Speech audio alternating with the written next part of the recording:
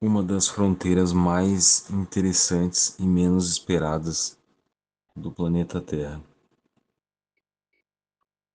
A gente vai falar aí sobre a fronteira entre a Rússia e o Japão. Pouca gente sabe que esses países fazem fronteira. Eles fazem fronteira lá no, olhando nos nossos mapas tradicionais, né?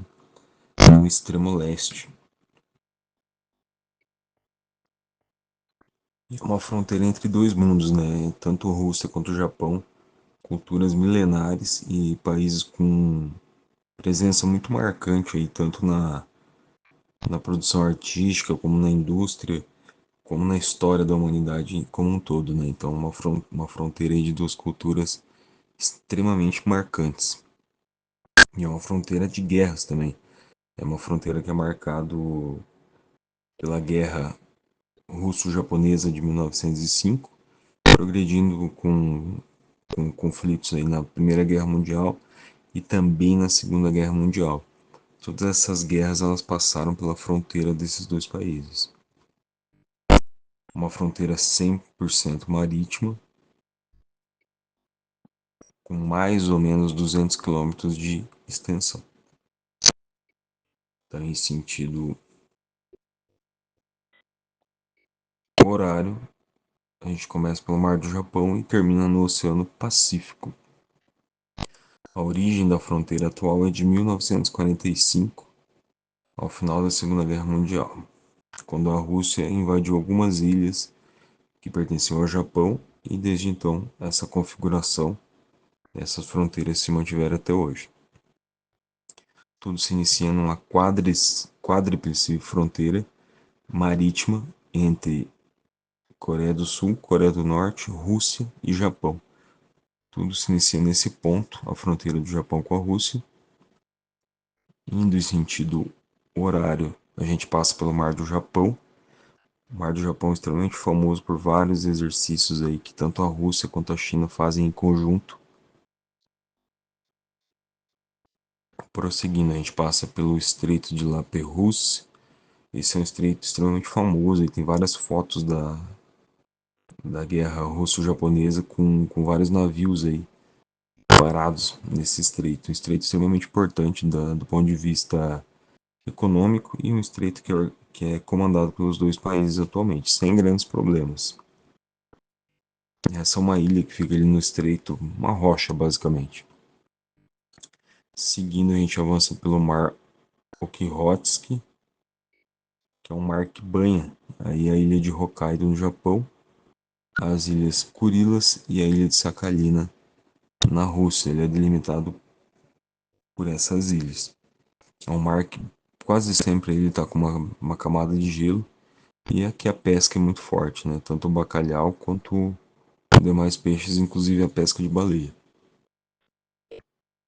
Seguindo a fronteira, a gente vai ter as Ilhas Kurilas.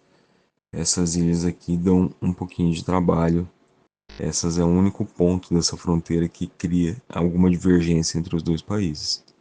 Então, todas essas ilhas aqui em formato de linha, basicamente, que são ilhas que fazem a divisa do mar de Okhotsk com o Oceano Pacífico. Elas delimitam. E são ilhas vulcânicas, né? Uma placa tectônica passa aí, a mesma que corta o Japão. Então, especificamente a fronteira entre o Japão e a Rússia, ela passa pelas ilhas do sul, com a ilha de Hokkaido pertencendo ao Japão e essas ilhas do sul, essas quatro ilhas do sul pertencendo à Rússia desde do pós Segunda Guerra Mundial. Aqui uma imagem assim fantástica que a gente consegue ver com muita clareza a ilha de Hokkaido que pertence ao Japão e as ilhas Kurilas que pertencem à Rússia. Aqui o mar de Okhotsk e aqui o Oceano Pacífico. Essa imagem é belíssima. Seguindo, então, uma dessas ilhas são as Abomai, e são ilhas que basicamente são rochedos, né, desabitados ali. Mas estipula-se que tem algumas bases, uma presença do exército russo. E a outra divisa é com a ilha de Kunashir. Essa é um pouco maior, uma ilha militar, uma ilha que tem uma população de origem japonesa, mas é uma ilha administrada pela Rússia. E é uma ilha que só teve a visita de um presidente da Rússia, que foi o Medvedev, em 2010. Então, uma ilha que a Rússia não faz grande questão de povoar, de habitar ela, mas também não abre mão dessa ilha para o Japão. Aqui é a origem da disputa, né? Então, o Japão ele tinha, após a guerra russo-japonesa e alguns tratados que foram feitos nos dois países, e o Japão ficou dominando todas as ilhas Kurilas. Porém, ao final da Segunda Guerra, a Rússia viu uma oportunidade de aumentar o seu território e recuperou todas as Ilhas Kurilas.